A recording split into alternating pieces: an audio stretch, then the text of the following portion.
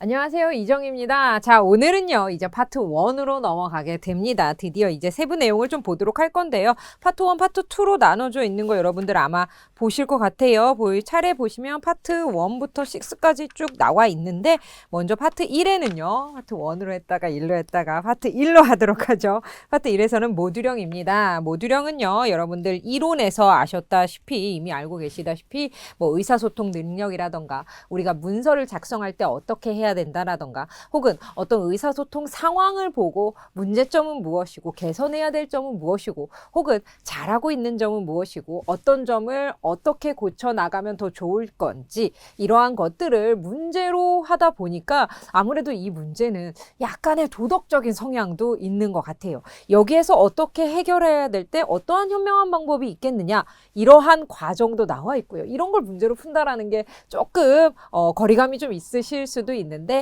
이렇게 문제로 나올 수도 있구나 라는 거 생각해 주시고요. 그 다음에 우리가 일반적으로 알고 있는 문서 작성법과는 조금 다른 내용의 문서 작성들이 나와 있습니다. 규칙이 있거든요. 공문서 작성법이라고 생각하시면 될 것 같은데요. 공문서 작성법에 대한 문제가 자주 언급이 됩니다. 그리고 이런 상황에서는 어떠한 성격의 문서를 작성해야 되는지 이런 문제 나오거든요. 그 문제에 대한 개념 내용은 여러분들 꼭 짚어주시고 넘어가셔야 됩니다. 왜 그러냐면 다른 어떤 상황이라던가 이러한 것들은 우리가 읽어나가면서 어때요? 여러 가지 문제들을 보면서 터득해 나가실 수 있는데 이런 개념이 조금 섞여져 있는 내용들은 여러분들이 이미 개념 학습을 마치고 오셔야만 문제가 해결이 가능하기 때문에 다시 한번 말씀드릴게요. 문서의 종류에 따른 어떤 상황에 따른 어떠한 작성을 해야 될 때 어떠한 종류를 선택해야 되는지 그러한 문제 나오고요. 그 다음에 기본적인 문서 작성법에 대한 내용 나옵니다.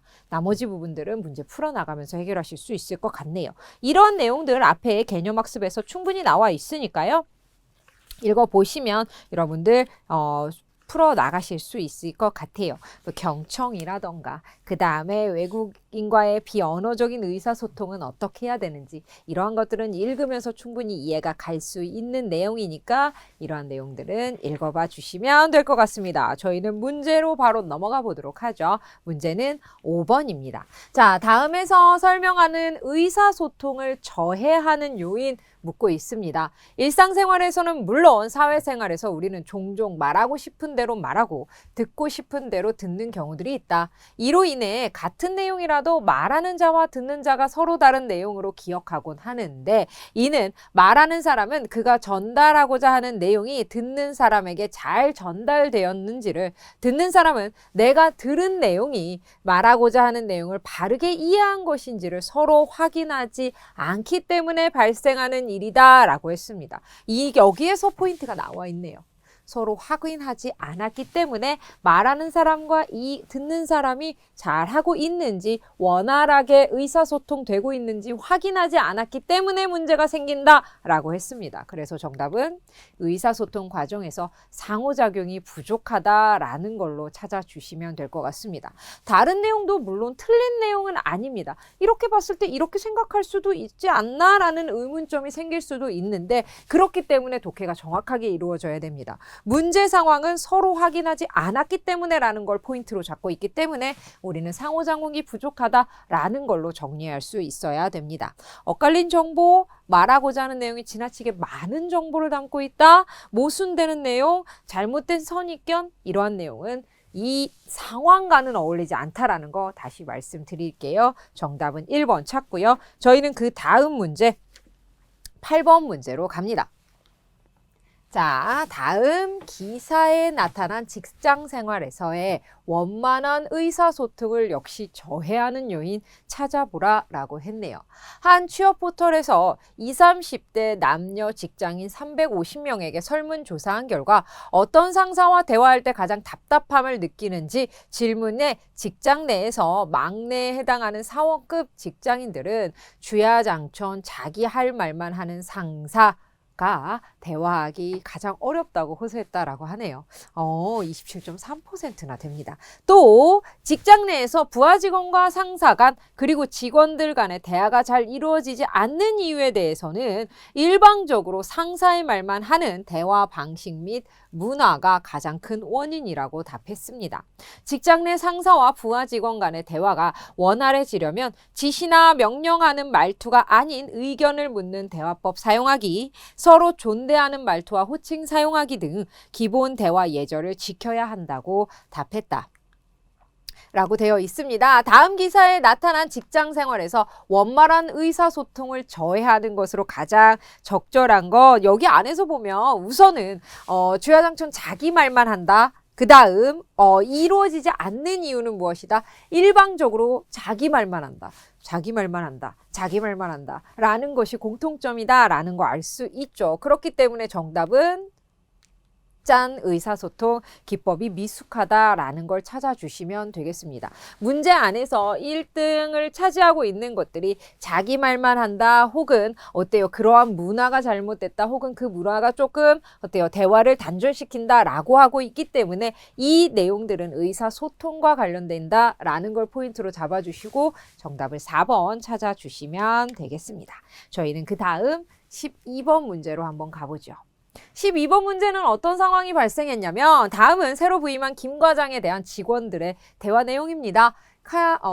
키슬러의 대인관계 의사소통에 따를 때 김 과장에게 해줄 조언으로 적절한 거. 그러면 문제 상황을 알아야만이 정확하게 조언을 해줄 수가 있네요. 우리는 문제 상황을 먼저 짚어보도록 하죠. 직원 A가 말합니다. 최 과장님이 본사로 발령 나시면서 홍보팀에 과장님이 새로 부임하셨다며? 어떠셔? 계속 지방에 출장 중이어서 이번에 처음 뵙는데 궁금하네 라고 이야기를 하고 있는데, 직원 B가 말합니다. 김 과장님?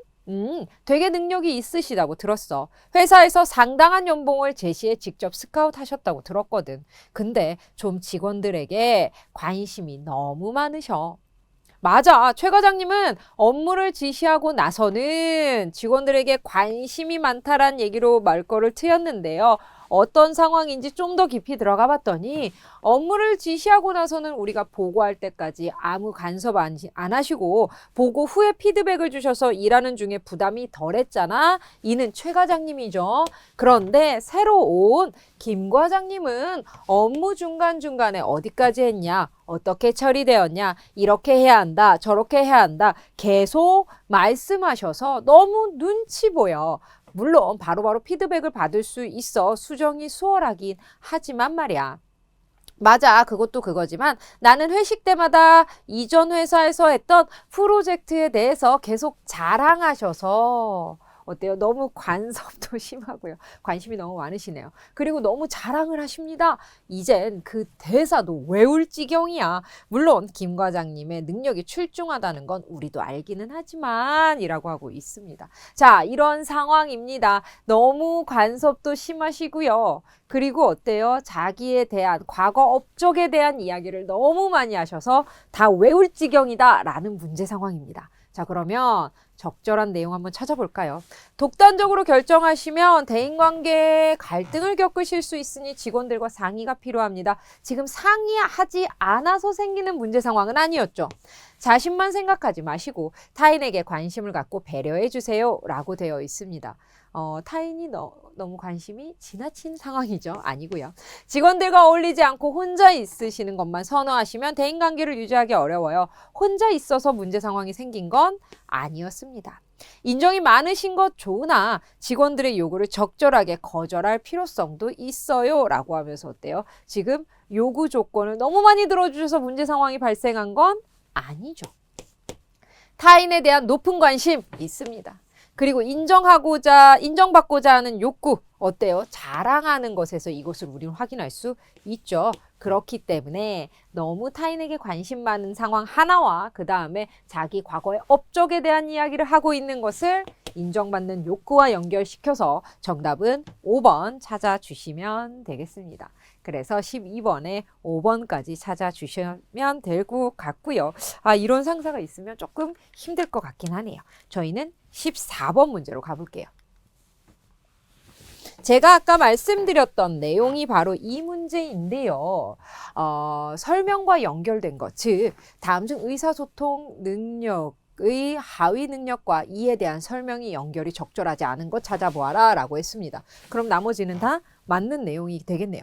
먼저 문서를 이해하는 능력은 부서 전체회의에서 발표자의 이야기를 듣고 들은 내용을 조합한다. 이 내용과는 관련이 없습니다. 이는 오히려 작성을 하거나 요약하는 능력과 관련이 있습니다.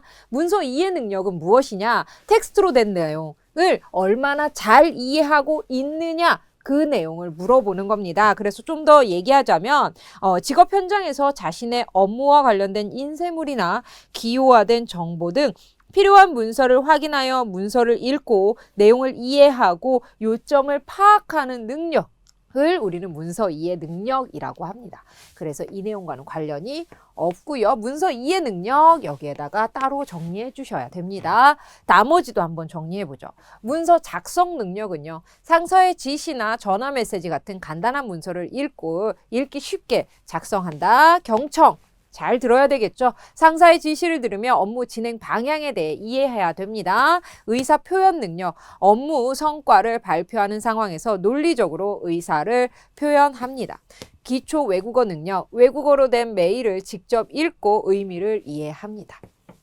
적절하지 않은 것은 1번 찾아주시면 되겠습니다. 그 다음 문제 가보죠. 19번입니다.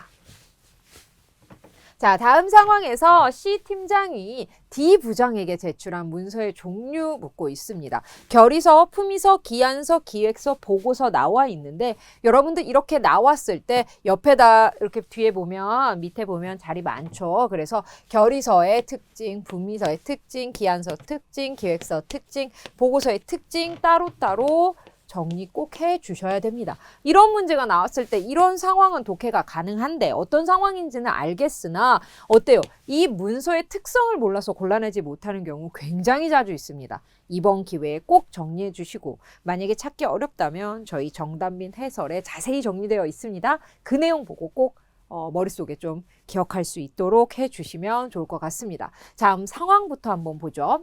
B사업의 시행을 담당하고 있는 A사원은 업무 진행 과정에서 B사업과 관련된 특이사항을 발견하였다. 사안의 중대성을 깨닫고 혼자서 해결하기 어렵다고 생각한 A사원은요. C팀장에게 이를 보고했습니다. A사원이 생각보다 조금 어렵네 라고 하면서 C팀장에게 보고했고요. C팀장님은요. 문제를 해결하기 위한 방안을 찾기 위해서 방안을 문서로 작성했습니다. 그래서 이를 D 부장에게 제출했습니다. 이랬을 때 C팀장님이 D 부장에게 제출해야 되는 그것의 종류를 묻고 있습니다. 문서의 종류. 그러면 이 문서의 종류는요. 어떠한 방안, 문제 해결 방안,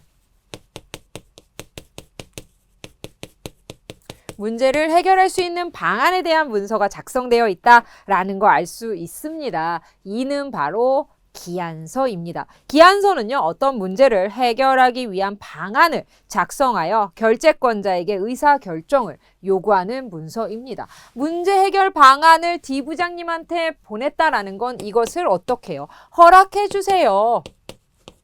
허락해 주세요 라는 거, 결제해 주세요 라고 할 수 있죠. 그렇기 때문에 이는 기한서가 맞습니다. 나머지 결의서, 품위서, 기획서, 보고서에 대한 종류 방금 우리가 했던 것처럼 옆에다 쭉쭉 정리해 주셔서요. 이런 문제들 꼭 놓치지 않고 확인하실 수 있으시면 좋겠네요. 저희는 그 다음 문제 21번으로 갑니다.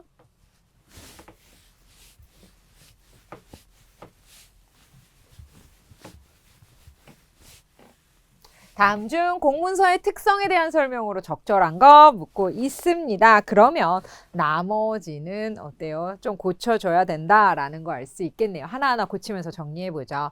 회사 내부로 전달되는 글은 그림으로 공문서는요.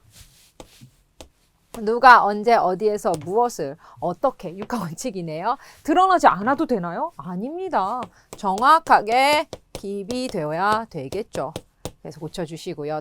날짜 다음에 괄호를 사용할 경우 반드시 마침표를 찍어야 한다라고 했는데요. 찍지 않아도 됩니다. 그렇죠. 그렇기 때문에 날짜 다음에 괄호 사용할 때는 찍지 않아도 되고요. 복잡한 내용은 도표를 통해 시각화하여 이해를 높인다라고 했는데 복잡한 내용을 도표를 통해 시각화해서 이해를 높일 문서는 공문서가 아니라 보고서입니다. 공문서는 간단한 문서를 말하죠. 그렇기 때문에 이는 보고서나 혹은 설명서 특성이다 라고 할 수 있습니다. 그래서 보고서보다는 설명서가 더 적절하겠네요. 그래서 설명서라고 해주시면 될 것 같아요. 설명서의 특성이고요. 여러 장 담아내는 것이 원칙은 아닙니다. 한 장에 담아낼 수 있어야 됩니다. 반드시 일정한 양식과 격식을 갖추어야 하는 것이 바로 공문서의 특징입니다. 그래서 정답은 5번 찾아주시면 되겠습니다. 만약에 공문서에서 뭐 이렇게 좀 더 첨부할 내용이 있다라고 하는 거면 여러분들 아마 보셨을 거예요. 다음 뭐 이런 식으로 해서 아래 다음 장에 넘기거나 이런 내용들 좀 자세하게 되어가는 거 뭐 아래 대부분의 공문서는 한 장으로 되고 이렇게 누가 보냈는지 이러한 것들 밑에 다 나와 있고 만약에 좀 길어질 경우는 자세한 내용은 다음에 첨부한다 뭐 이러면서 다음이나 아래 이런 식으로 별도의 내용을 덧붙인다라는 거 하나 정리해 주시면 좋을 것 같습니다. 그래서 21번의 정답은 5번 찾아주시면 되겠습니다. 그 다음 24번 가죠.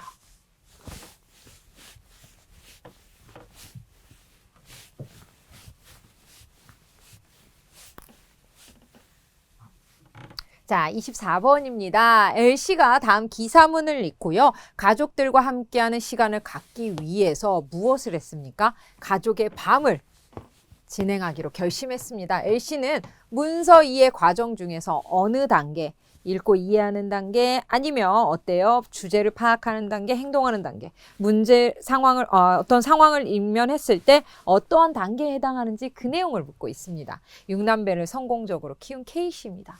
이 내용을 읽고 바뀌었다고 하니 어떤 행동을 했다고 하니 어떤 내용인지 한번 보죠.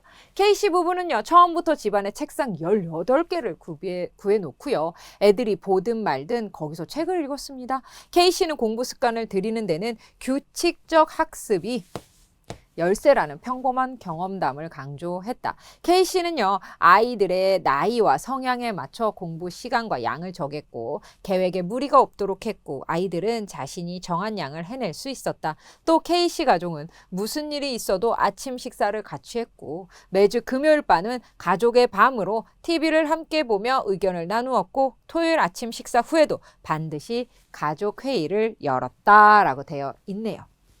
그렇다면 자, L씨는 무엇을?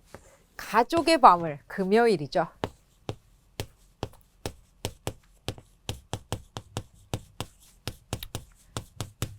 이거 되게 좋은 것 같아요. 가족의 밤, 이 여러 가지 중에서 이것을 톡 떼왔습니다. 자, 볼까요? 자, 문서의 목적을 이해했나요? 문서 작성의 배경, 주제 파악했나요? 문서에 쓰인 정보와 제시된 현안을 파악했나요? 자신에게 요구된 행동에 관한 내용 분석을 했나요? 문서에서 이해한 목적 달성을 위해 취해야 할 행동을 결정했나요? 이는 어떤 것에 해당이 되나요? 그렇죠. 정답은 5번입니다. 왜 그러냐면 어떤 목적만 이해했다라는 것에서 글이 끝났다라면 목적 이해라던가 현안을 파악했다라던가 혹은 내용 분석이 끝났다라고 할 수 있는데 여기에서 L씨는 끝나는 것이 아니라 어때요? 직접 행동으로 옮겼죠. 금요일에 가족의 밤을 이제 우리도 할 거야 라고 행동을 했기 때문에 이는 정답 5번 찾아주시면 되겠습니다. 행동을 결정했다라는 걸로 찾아주시면 되겠습니다. 여러분들 이렇게 문제 풀어봤는데 문제가 어렵다라고 할 만한 건 아마 없었을 겁니다. 그랬을 것 같은데 모듈형이 약간 그렇습니다. 하지만 조금 혼란스럽거나 이걸로 해야 되나 저걸로 해야 되나 라는 좀 이렇게 곤란한 상황은 좀 있었을 것 같아요. 그리고 마지막으로 제가 말씀드리는 거 공문서 작성법이라던가 혹은 어떠한 문서의 종류에 따른 제출법 어떤 상황에서 어떻게 제출해야 되나 이 내용은요. 어떠한 개념이 잡히지 않으면 접근이 불가하기 때문에 이 내용은 꼭 알아두셔야 될 것 같고요.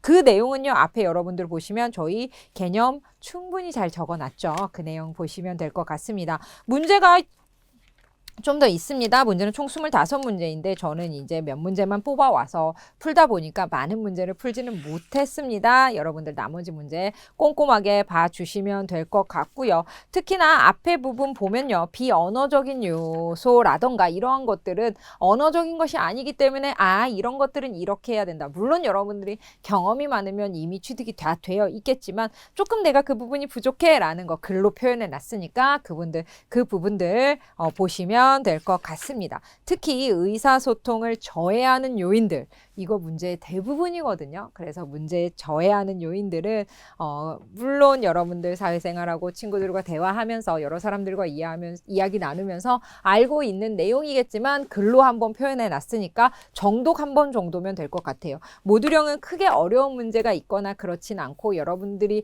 얼마만큼 알고 있는지 편하게 문제 풀 수 있는 내용이다 보니까 앞에 개념 내용은 정독으로도 충분히 가능할 것 같습니다. 제가 꼭 알아야 된다라는 개념 2가지, 3가지 정도는 꼭 알고 계셔야 된다라는 것만 강조드리고 나머지는 정독하시면 충분히 이해해 나가실 수 있을 것 같습니다. 자, 오늘 모듈형은 여기까지 하고요. 그 다음에 또 다른 내용으로 돌아오도록 할 건데 이제부터는 본격적으로 문서를 이해해 보려고 합니다. 문서를 이해한다라는 건 맞습니다. 글을 읽고 그의 적절한 방법을 찾아서 독해를 해나가야 되고 그 문제를 해결해 나가야 되는데 그것을 챕터 7가지로 분류해 놨습니다. 그러니까 하나하나 상황에 맞는 문제 독해 능력을 키워보도록 하죠. 자, 오늘은 여기까지 하고요. 저는 다음 시간에 또 다른 강의로 인사드리도록 하겠습니다. 감사합니다.